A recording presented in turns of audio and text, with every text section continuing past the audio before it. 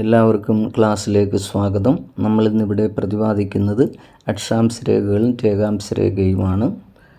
ആ പടത്തിൽ കാണാം, തെക്ക് വടക്കായിട്ട് വരച്ചിരിക്കുന്നതാണ് രേഖാംശ രേഖ, കിഴക്ക് പടിഞ്ഞാറ് അക്ഷാംശ രേഖയും. ഭൗമോപരിതലത്തിൽ കിഴക്ക് പടിഞ്ഞാറ് വരയ്ക്കുന്ന സാങ്കല്പിക രേഖകളാണ് അക്ഷാംശ രേഖകൾ.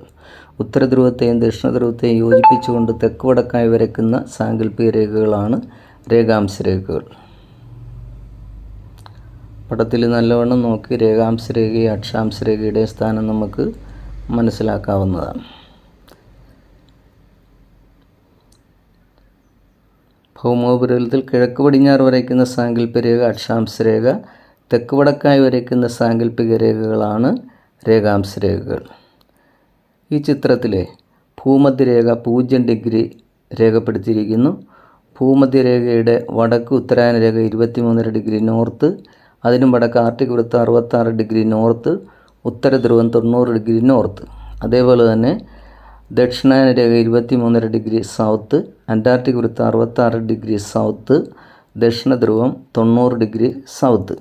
ഇതിലേറ്റവും വലിയ അക്ഷാംശ രേഖ എന്ന് പറയുന്നത് ഭൂമധ്യരേഖയാണ്. അപ്പോൾ ഏറ്റവും വലിയ അക്ഷാംശ രേഖയാണ് ഭൂമധ്യരേഖ 0 ഡിഗ്രി. കാലാവസ്ഥ, ഋതുക്കൾ എന്നിവയും സ്ഥലങ്ങൾ തമ്മിലുള്ള അകലം മനസ്സിലാക്കാനും ഭൂമധ്യരേഖ സഹായിക്കുന്നു.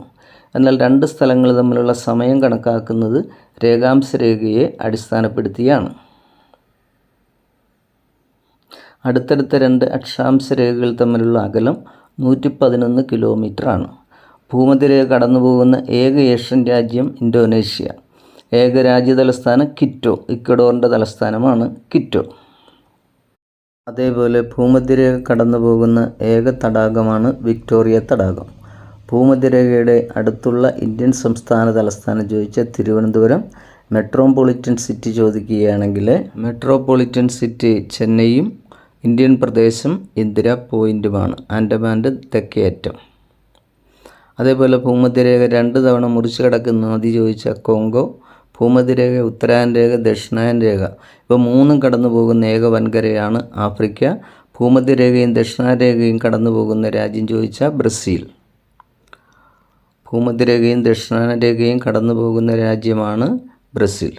ഉത്തരാർദ്ധഗോളത്തിൽ ഭൂമധ്യരേഖ ഉൾപ്പെടെ 90 അക്ഷാംശ രേഖകൾ, ദക്ഷിണാർദ്ധഗോളത്തിലും 90, അങ്ങനെ ആകെ 180.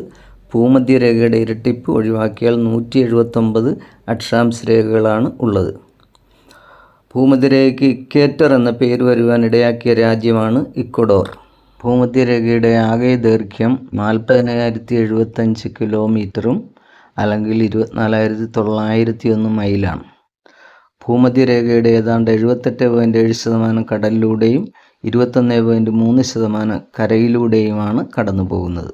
ക്ലാസ് ഇഷ്ടപ്പെട്ടുവെങ്കിൽ സബ്സ്ക്രൈബ് ചെയ്യുവാനും ലൈക്ക് ചെയ്യുവാനും മറക്കരുത്. എല്ലാവർക്കും നന്ദി, നമസ്കാരം.